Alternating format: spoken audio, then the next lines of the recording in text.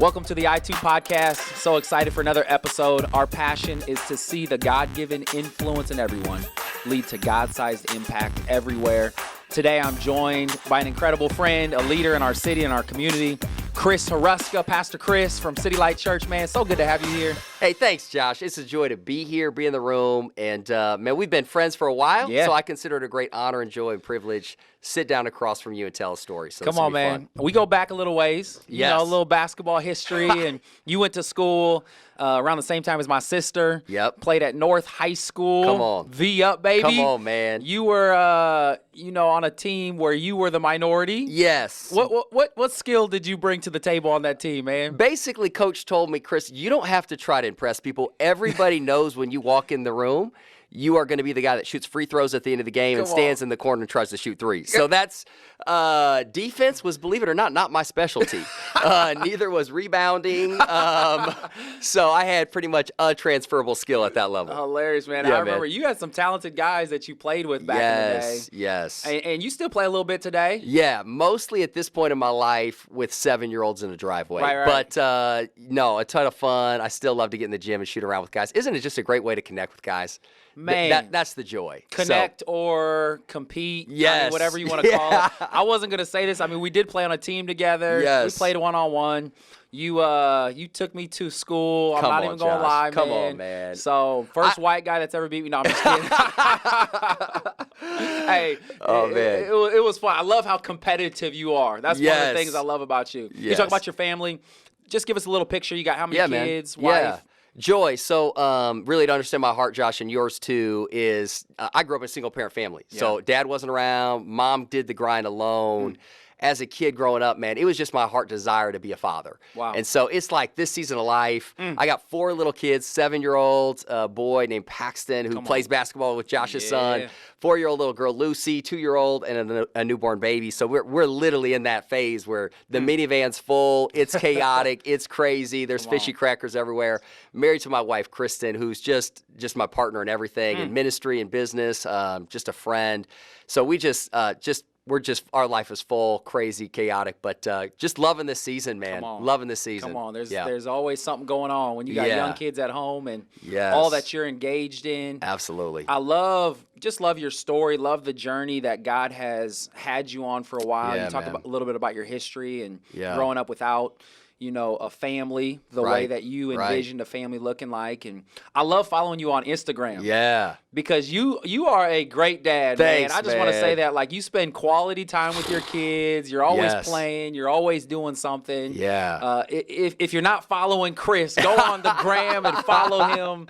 Because he's a good follow. Great. Thanks, honestly, you're always reminding me, man, spend time with your kids. Make sure it's a priority. That's right. So good job on that. Thanks, man. And I think we've all learned from lessons. Like, I look at the investments your dad made in you. Yeah. What a legend, right? Like, he laid out the path of righteousness and then continues to play a part in your life. Yes. And for me, you learn also from pastors, business leaders, guys that I'm sitting across the table from, 55, 60, and in some ways they accomplished everything.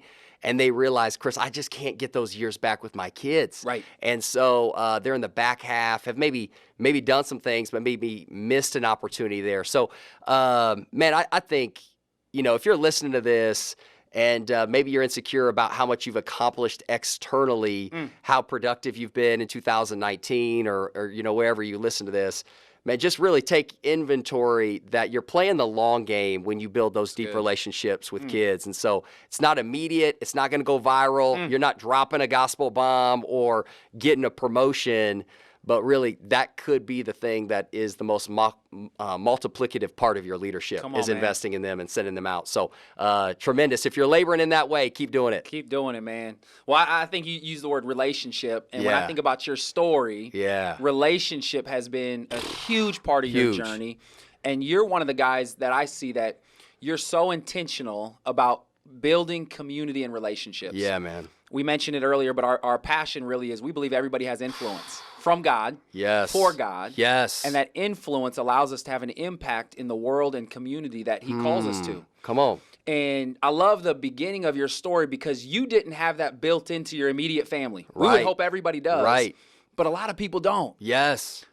Which probably also caused you to look for those relationships and circles in high school. Yep. I want to talk about your story a little bit, Yeah. starting there, and just your journey in finding and developing community that maybe initially led you in the wrong direction. Right. But also ultimately has helped you become where you are today. Yeah, so I'm in North Omaha, single parent family, and I'm extroverted, first of all. So I was always the guy knocking on doors, trying to get kids to come outside and play. Just for context, so Chris is in North Omaha. North Omaha is predominantly African American. Yes. North High School, the school he went to, predominantly African American. Yes. My brother over here, he's a brother, White. but he is as white as they come Yes. in terms of the pigment of his skin. Yes. Love this brother. Come but on, that's man. the context That's that it. you grew up in. That's it. So I didn't even understand all those dynamics. Right.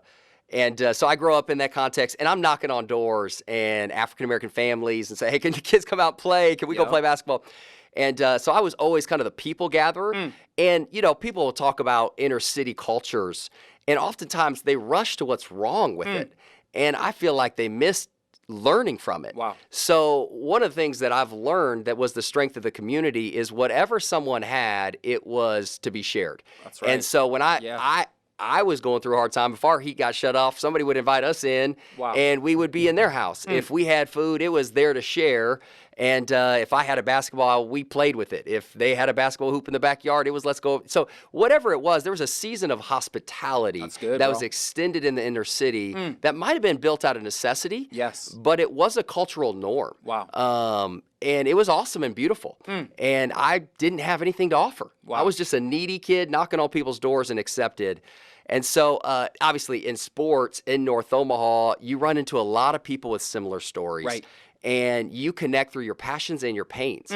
So our passions were basketball. Right. We wanted to win. We wanted to be great. We Right. wanted to do it together. There was a brotherhood. And because of that mission, we're going to win games, there's this immediate bond. That's right. There's also a connection because of your pains.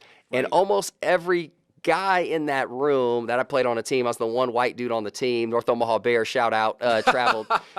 So we're traveling all across the country doing the AAU thing. Yeah. We're walking in gyms. We're sleeping in hotels. We're traveling in vans. You've been there. But you're connecting through your pain. Right. And part of your pain is dad left. Wow. Or dad was abusive. And you're trying to figure it out as a 14, 15, 16, 17-year-old kid. And you're looking for those fatherly influences. And what you lack in fatherly influences, you make up in brotherly affection. Wow. And so That's so good, immediately bro. we were bonded through our pain and our passions. And I still can run into those guys. Chris Kuhn's one of them. Right. And just run into those guys and immediately have a relationship. Now, the thing wasn't centered on Christ. Right. So were we hollering at girls at the mall and doing dumb things? Absolutely. Okay? Yeah. But you realize how important, when you don't have a stability at home, how important it is feeling like you've got somebody that cares for you and is invested in you. And, there is power in that. Yeah. And so that was just a common grace season of my life where I'm saying, were those guys all moving towards maybe health in life? We were making some foolish decisions. Right. And yet there was a power in the hospitality and the brotherhood and the let's connect through our passion and pain that I think has still translated to our lives today. Bro, that's so good. I love just even talking about, inner city culture and the dynamics that plays when it comes to relationships. Yep. And I agree, out of necessity, growing up and living in the inner city. Yep. We need each other. Yes. You realize it. Yep. You don't have the resources to survive and live on don't. your own. And so you're looking for family and you're looking for community. It's the same longing everybody in every culture has. Right. Come But on. some people don't grow up with it built into the fabric of their family, their immediate family, so they go looking for it. Yep. And in this culture, sports plays such a huge role in bringing people together. Yep. And it's one of the most powerful tools we have. Yep. But like you said, that brotherhood wasn't built on a solid foundation. Right. It was built around the wrong things. Right. But I'm telling you what, all those brothers, those people in that circle, they wanted all the same things. Absolutely. They wanted a healthy family. Yep. And they would have loved to grow up with a father. Yep. Would have loved to have the resources that other maybe families are able to provide. Absolutely. And so you start to build this community. You're in this environment. There's a sense of community. But ultimately, where does this community lead you? Yeah. I mean, so the hard part about that story is, again, I'm trying to just speak life about it. Yeah. But the reality is we're all confused 17-year kids. Yes. We don't have identity. we don't know our Right. purpose in life. We haven't been called up into a mission bigger than winning games. Right. And so when you're trying to figure out what does it look like to be a young adult, and you just don't have those figures guiding you, some of these guys, unfortunately, look for community in the wrong places, and their narrative have turned out in some ways tragic. They just never reached their potential because I think they plugged into some unhealthy communities that were pulling them in the wrong direction. For me, my story is the Lord just kind of pulled me out, dropped me off into a completely different context, Josh. So I go from North Omaha.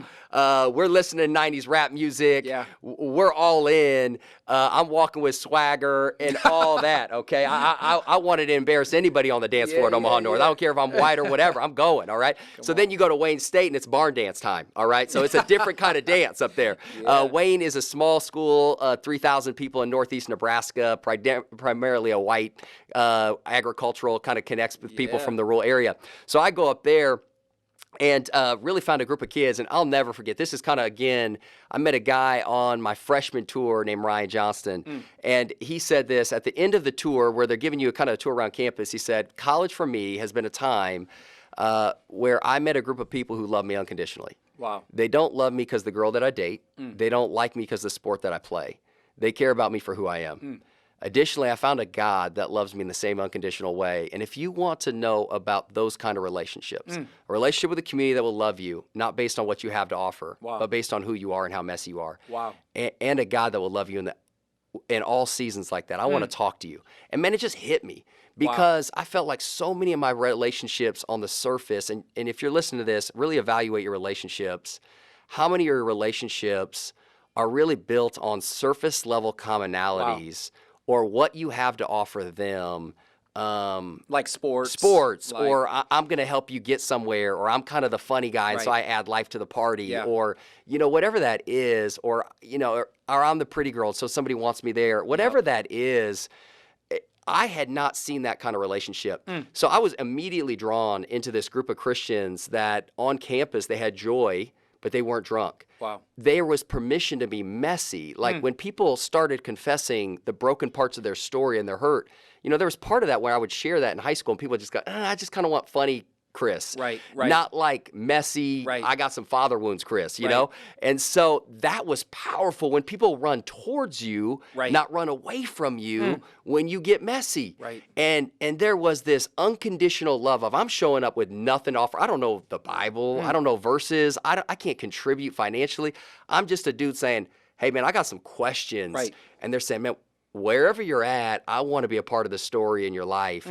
And man, I felt like it was the community that I was noticing whatever they have in them, I want it. And I've put on the jersey and I put on the prom date and I did the thing, but I had never had the level of contentment, joy, and peace that these people had. So I think one of the things with community that helped me is it gave me a space to process my story, to process my woundedness, to also be loved in ways I didn't deserve to be loved. I mean, these guys just put up with me. Does it make any sense? And I'm so grateful for that. And so I think for the first time in my life, I was starting to ask, like, who do I really want to be? And how do I surround myself with people that exude the kind of character that I want to be true of myself? And I didn't know how to get there, but they were a living example. And I think every single person needs an example to follow. That's so good. You read your Old Testament, sometimes it's not do's and don'ts. You learn from their example. It's like, okay, this dude did this and it turned out well. It's kind of telling you the pathway. And so for me, I was looking at these dudes like, wait, they make healthy decisions. And they're healthy people, relationally, physically, spiritually, emotionally. How did they get there? And obviously, I think it comes back to our relationship with Christ. And you said it earlier, man, like we're made in the image of God. All of us, regardless of what your religious background is, you're going to have a felt need for relationship. And the Christian would say that came from being created in the image of God. He's a triune God, Father, Son, Holy Spirit. God's always been in community with himself. And so he's never felt isolation. And so for us, theologically, I started to help put some framework on why is it that I want to be a part of something bigger myself. I need to be a part of a family and a community. And then why is it that I'm thriving now that I'm around people that are really actually pursuing God and one another. You know? I love it. I love how you talked about having an example that you can look at. Yep. I literally today was just talking to somebody, and they were saying they tell their kids all the time, you can only be what you see. Preach, bro. And Yes. and putting those models before our children, before the old saying, show me your 5 friends and I'll show you your future. That's it. It's there. And so when you're around people where you see something that you can start to model your life after, it's a game changer. Game changer. It gives you a new vision for what life can be like. Huge.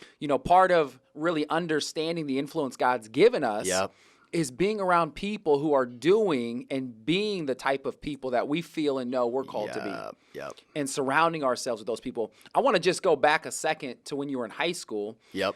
Because we all have a personal responsibility for the circle or people we're around.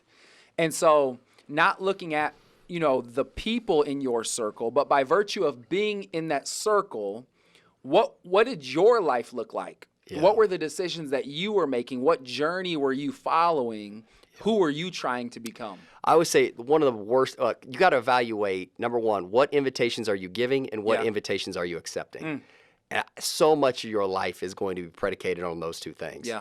So I was getting invitations to the wrong environments. Yep. Yeah. And when you say yes to those invitations, you find yourself, right, in those places, doing those things.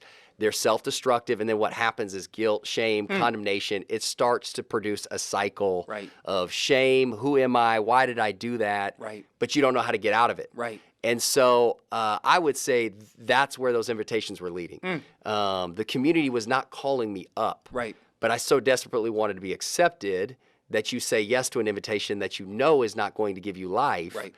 But you don't know what else is the option. Right. And so I think there's people here probably listening. They know they've got unhealthy relationships. Yes. They know that relationship is not in their best interest. They know that boyfriend and girlfriend is not really for them, but could be using them. They know that community needs to end.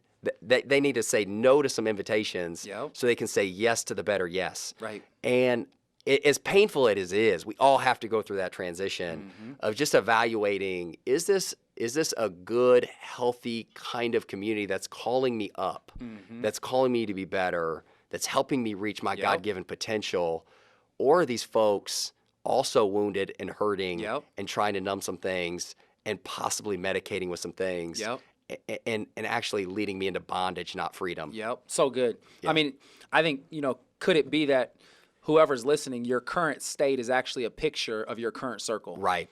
Right. And the decisions you're making, sometimes we want to address symptoms and not get to the root. Yes. And at the root of our symptoms is the circle of people, the community of people that we're being surrounded by. Absolutely. And just your story is such a picture because, in one season of your life, you had a community or a circle that your own decisions, but the vision that was cast led you in a certain direction. Absolutely. Then you get surrounded by a new community, a new group of people that love you unconditionally, that call out the gold in you, that tell you who you can become. Yes. You start to discover and uncover the God-given influence that's been in you all along. Absolutely. Starts to lead you down a path. Totally. I don't know how many years ago that was for you. Yeah.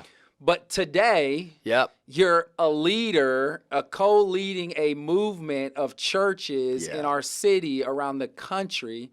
And God is doing some incredible things through you. Yeah, man. Thank you so much. And I to go back to how significant that is, some of you guys are going to be sitting there and you're listening. And I just want to reaffirm, there's somebody in your midst who is a lot like Josh and I when we were 18. Yes. And you need to look them in the eyes, and you need to tell them they have what it takes. Yes. You need to tell them that you love them, even when they're messy. Yes. You need to tell them that you see potential in them. Come on. I remember when some gotta be that community for them. You have to be that. And so for me, I was on the receiving end. Yeah. Then as a junior, senior in college, I started to speak that life into others. But what happened for me is when somebody said, Chris, you're a people gatherer. What if instead of using that to create environments that were destructive, you gathered people to come to environments that would build them up? Chris, you have ability to say words that are actually, people will listen. For some reason, they listen to things you say. What if you proclaim truth and not just worldly wisdom? And so people started to speak in, and then, the identity piece. Right. Chris, you're not just a guy that plays sports. You are a guy created by God, Come and on. you're his workmanship, and God's got a good work for you to do with your life. So this idea of identity and activity and purpose and what's in you that isn't, you might have been using it for your own good, but God is going to redeem. So all that to say is, yeah, man, right now we started a church in 2012. Gavin Johnson and I, we had a good friend of mine teamed up, said, man, what if there was a church that would tell people about the God that we believe in, not just on Christmas and Easter, but every Sunday of the week? What if there was one to call people into community and not just call people into religious services on the weekends? Said yes to that in 2013. Wow. Bought a little building right here in the heart of the city, invited our friends and family. And you know, when you start, you have no idea who's coming. Grandma, cousins, uncle, aunts. We hope somebody's coming. Anybody. I'm stopping at bars. You know, anybody, please, somebody come to this thing. I don't even care if you're a Christian. So by God's grace, man, first week it was 110. Next week it was 90. The next week it was 80. And we looked at each other. We got about 9 more weeks and we're going to kill this thing. But what happened is just explosive growth. Within 2 years, we're over 1,000 people. And now we're about 2,500 people as a church family in 2 locations. And what's happened is a multiplying movement. We get so excited right now. There's 8 churches, 13 gathering locations. It's just been amazing stuff happening. And what's happened is people have got caught up into really not only a relationship with Christ, but man, from the beginning, we had an equal and simultaneous emphasis on in our church. We don't want to just gather on Sundays, but we want to scatter in the context of city groups, which is where community and life happens. So we just realized very quickly, us saying words to you for 1 hour a week as you sit in pews, that's not always where transformation is going to happen. It's going to happen in a circle in a living room. It's going to happen across a coffee shop. It's going to happen in your office building as you're gathering with some people over lunch and doing life. We've got to get people in relationship. And so anyways, Josh, I want to stop there, but I will say, again, I know one of your thoughts for me as you look at my story is I cannot explain where I'm at today without other people. So that senior in college that built me up, that person that gave me my first job in ministry, Gavin, a guy that I'm co-leading with for 6-7 years. Well, I'll just say that. I love even your model of leadership at your church. You know, a lot of organizations are led by a person. And you said, you know what? We don't want to just be led by a person. We want to lead together. We want to create a co-leadership. And so as you plant other churches, it's with this co-leadership model, which is so biblical. I mean, Jesus sent them out 2 by 2. 2 by 2. You see all throughout Scripture, you know, Jesus had his crew, his 12, his followers. He had different circles of people that he was consistently investing in. You guys, within your 2 locations, the churches that you've planted, you've got like what, 9,256 city groups that are kind of meeting together. I mean, you guys have a ton of groups that are connecting. What are some of the essentials? Because we've talked about the power behind being in the circle. When people start to get together, some people would say, man, I don't have the personality for it. Chris, man, he's just one of those guys. He attracts people, he draws people, which it is a gift and a strength of yours. But how do you create the type of community that people feel loved, accepted? It's not too awkward. It's a journey. It's not just a meeting. Like, again, you do such a great job with this and you're gifted in this area. How do you help people create those types of communities? So from the beginning, I mean, when I start and look at community, I can't explain it. Again, I don't know where everybody's at in their own relationship with God, but for me, that's my framework. And man, when I look at how did Jesus create community? He said, come follow me and I'll make you fishers of men. You know what's so interesting about that is he took a group of strangers that have almost nothing in common. And after 2 years, they had a faith in Jesus and they had a mission bigger than themselves. I think that often the lacking component of real community is mission. That's right. And what I mean by that is in the context of a mission, people come together. And we see this in the military, right? People still come back from a military experience. What happened is they had a shared experience and they had a shared mission. And so in the context of that was deep formed relationships. And Jesus had the same thing. They had all these shared experiences. They're at prayer gatherings, they're preaching meetings, they're seeing all this happen. They're at these wedding celebrations, all these shared experiences together. But the mission was not come follow me and learn something. I'm going to make you fishers of men. There's going to be a whole new mission on your life. And so I would just say, if you go into community just looking for community, it's going to be shallow and introverted. Yep. If the community is bigger than itself, if there's some purpose bigger than just becoming friends, it can sometimes be more powerful. For me to really equip our people in community, I always just want people to experience God's love and affection for those people in that environment and in that community. So my number one thing is, man, I don't care, to be a city group leader or be a community leader, you got to just love, be hospitable, quick to listen, pray for, care, build up, speak life. It's really just about expressing God's heart for that unique person, and regardless of what they ever have to offer you and pay you back. I will say one true test of community also is I don't want to oversell community to people, because being in community with Gavin Johnson, leading as a team for 7 years, we'll both say we've gone further together than we could ever have gone alone. Come on. We'll both say, listen, is there insecurity in our hearts? Right. Is he better than me at things? Right. Yes. Is that hard for me to hear? I love Gavin's preaching. Yeah. That eats at my ego, okay? But guess what? Me and Josh are friends. You know why we can be friends? Man, I see the giftedness in him. And I think what Jesus did helped crush this spirit of I've got to compete and I've got to compare and I got to one up. That's good. Secondarily, That's true good. test, and you know this, Josh, walking in community with other brothers in our city, is your community is going to get tested. Yes. And you will at one point get on each other's nerves. Somebody, we call sin, somebody's going to gossip, somebody's going to slander, somebody's going to betray trust. And I think that's where real community actually happens. When you can bear with one another, when you can work to forgive, when you can actually rub on each other just a little bit, and actually you have to work through that conflict. Right. That's God's grace on that community. That doesn't mean you did something wrong. I think you did something right. Right. Because I think you're going to experience something in me that's a little off and say, Chris, man, that's not okay. And I'm going to press on you and say, bro, hey, I see some things you might not see. Right. So I just think that I don't want to oversell to our listeners. Yeah. There's power in community.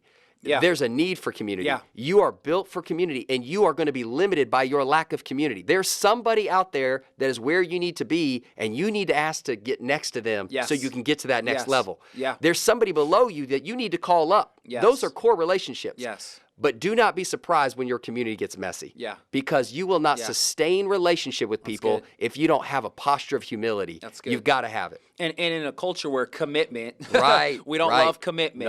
Nope. Being in community says, man, even when it's tough, if I stay committed to you, we're going to be better for it. That's right. And so there's a commitment level that we have to engage in. Yeah. I remember talking to a leader who's been a part of leading at different levels. He was a part of leading Catalyst back in the day. He said, Josh, you have to expand your circle. Come on. You need to build a bigger circle. That's because so good. what God has called you to do requires that you're around people, you see people, you're connected to people who are doing things outside of your current context. And so I think just the power of community, the power of our circle, the power of you can't reach your God-given potential on your own. You cannot. When we talk about purpose, we'll do some purpose workshops. Yeah. And we'll talk about, really, there's 3 purposes. Yeah. The first one's universal. Love God, love others. And that's universal no matter where you are in the world. That's a part of the purpose of followers of Jesus. Number 2 is the unified purpose. Right. That's the purpose within the local church or community God's called us to. You can't know who you are. I can't know who I am. Preach. Without the people around us. Come on, man. And then the third one is the unique purpose. Yeah. We all have a unique thumbprint that God has given us. That's absolutely right. But we can't understand that without the context of the universal and the unified expression that God has called us to be a part of. And don't you just see, Josh, over and over, people come alive. Yeah. When they move from consuming community to contributing community. I think that's what you're trying to unlock in people. And I love your mission, your purpose. I love what you guys are doing. You're helping people identify, who am I? How has God uniquely made me? Yes. And how do I start to contribute, whether it's in the business, stay-at-home mom, running a daycare, entrepreneur, coaches. We've said this offline, and we're gonna preach a little sub-sermon right here. But I think for far too long, especially evangelicals have said, if you want to come change the world, join the church and preach a message. Yes. And now we need to understand biblically that was never the call. Yes. When he says you're his workmanship in Ephesians 2, and you've got a good work to do. Yes. He was talking to people in diverse settings. Yes. And so you're around people, and you need to look at your life right now as a steward of influence. I will say you're going to hit a lid on your community. So what Josh and I have both experienced is when you're kind of emerging as a leader, trying to figure out where you need to get, there's a lot of people that can help you through step 1 through 2 through 4. Yep. There's friends you can have, a few mentors that can help you get started. But as you start to get into more complex issues in your life, you scale your leadership, and let's say it got just breeze on what you're doing, you're going to have to even possibly go outside of your city to find mentors, to find coaches, to find fathers and mothers, to find organizational leaders that have solved those problems that you're asking. And so again, what's going to happen is you're going to find somebody that's going to help unlock potential, and then you're going to hit a lid, and you've got to say, I've got to be intentional to find that next person. Yes. And it's, you actually have to be super selfish about like pursuing those things, because I just believe if you're listening to this, God has a purpose for your life. Right. And you have to be a steward of that purpose and that space and that time. I mean, we're going to blink, and then before we know it, we're going to be passing the baton for the next generation. Right. I don't want to limit what the Lord can do in our lives. And so, again, what it's meant for me is if I've got local friends, I've got brothers, I got people I'm leading with, and I'm just realizing, hey, I've got to keep inviting people in, and then I've got to keep knocking on doors and saying, hey, can I get in? Can I get to the table on this? Because you're the kind of person I need to be in the room with. That's good. That's good. So good, man. Yeah, man. Come on. You can go faster alone.